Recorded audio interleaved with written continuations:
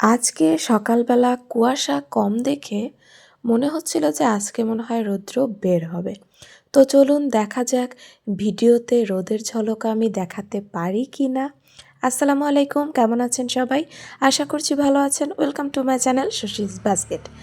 দিনটি ছিল সোমবার 5ই ডিসেম্বর 2026। সকালবেলা প্রত্যেক দিনকার মতনই আমি নাস্তা রেডি করে বারান্দায় চলে এসেছি। কুয়াশাটা কমই দেখে মনে হচ্ছিল, বাসায় ফুপি বলতেছিল যে আজকে মনে হয় রোদ বের হবে, কুয়াশা কম। তো আমারও মনে হচ্ছিল, তবে বারান্দায় আসার পর এত বাতাস, তখন এত শীত লাগছিল। আর আজকে ভেবেছি নাস্তা করেই যাব, কালকে তো নাস্তা করার কোনো সময় পাইনি। পরে এসে এত খারাপ লাগতেছিল যে একদম দুপুরবেলা আসছি, কিচ্ছু খাওয়া হয়নি, শুধু কফি খেয়ে গিয়েছিলাম।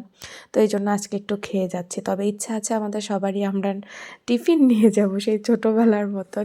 ছোটোবেলায় আমি কখনো টিফিন নিতে চাইতাম না, তো স্কুল জীবনে না নিলেও এখন স্কুলে কাজের জন্য, শিক্ষকতার জন্য হয়তো টিফিন নিয়ে যেতে হবে। বাট কিছু করার নেই, নিজের ভালো থাকার জন্য করতেই হবে।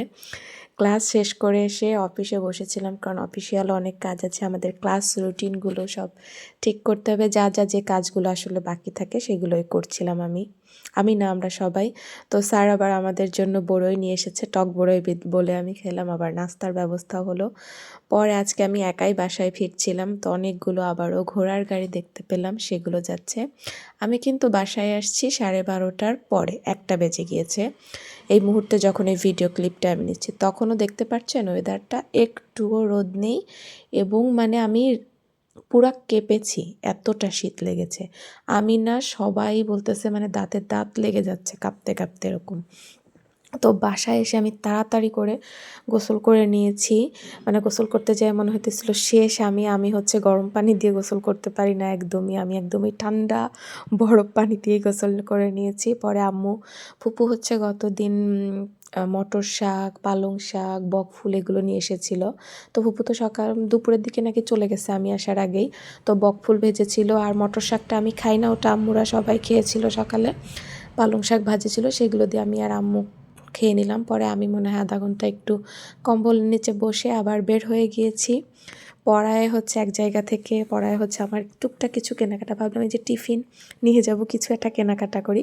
তো আমি নতুন রাস্তা দিয়ে নতুন রাস্তা খুঁজে খুঁজে যে এক পাশ থেকে এক বাসা থেকে আরেক বাসায় যখন যাচ্ছিলাম, ওই পাশটা কীভাবে সহজ করা যায় আমি ভাবতেছিলাম। এই দিক দিয়ে হয়তো রাস্তা আছে, আমি আসলে ওভাবে যাইনি।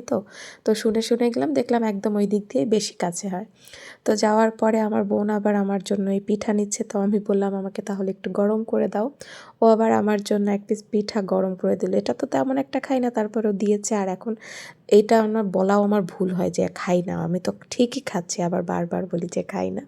যাই হোক, একটু কম পছন্দ এই যা। আর এই যে কী কী কিনেছিলাম সেগুলো দেখায়, চকলেট বোনকে দুজনকে দিয়ে আসছি। আর যে এর মধ্যে আমি কী কী কিনেছি সেগুলো দেখাই।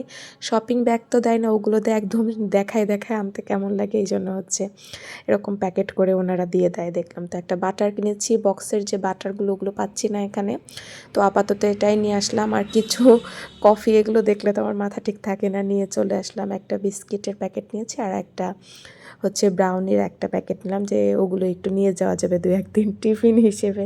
কী নিব আমি বুঝতেছি না, রান্না করে নুডলস বা এটা ওটা কীভাবে বানিয়ে নিব, আমি সেটাই ভাবছি যে এত সকালে উঠে কি করব। আগের দিন রাতে হয়তো কিছু করে রাখতে হবে। যাই হোক, আপাতত এগুলোই নিয়ে আসলাম। আর সকালে কফির জন্য আমি দুধ জাল করে রাখছি। তো আজকে এই পর্যন্তই রাখছি।